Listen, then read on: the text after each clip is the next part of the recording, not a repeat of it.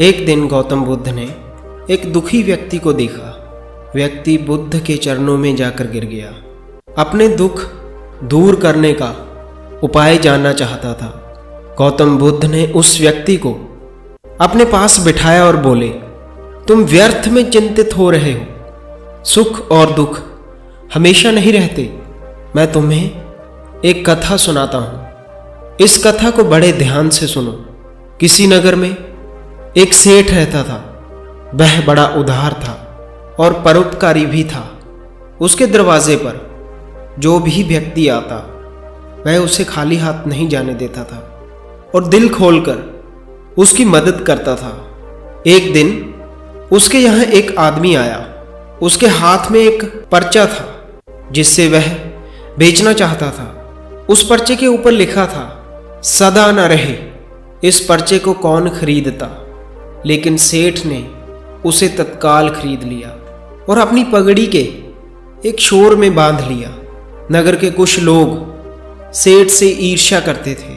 उन्होंने एक दिन राजा के पास जाकर उसकी शिकायत कर दी, जिससे राजा ने सेठ को पकड़वाकर जेल में डाल दिया।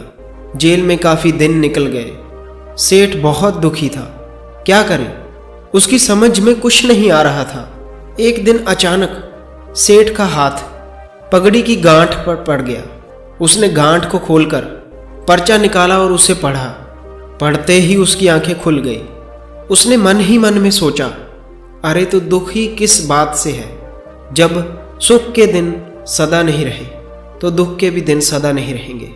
इस विचार के आते ही वह जोर से हंस पड़ा और बहुत देर तक हंसता रहा। जब चौकीदार ने उसकी हंसी सुनी तो उसे लगा सेठ दुख के मारे पागल हो गया है। उसने राजा को खबर दी। राजा आया और उसने सेठ से पूछा, क्या बात है। सेठ ने राजा को सारी बात बताई।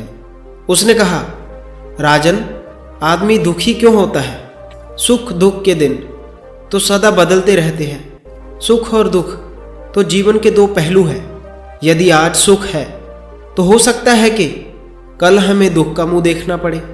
यह सुनकर राजा को बोध हो गया। उसने सेठ को जेल से निकलवाकर उसके घर भिजवा दिया।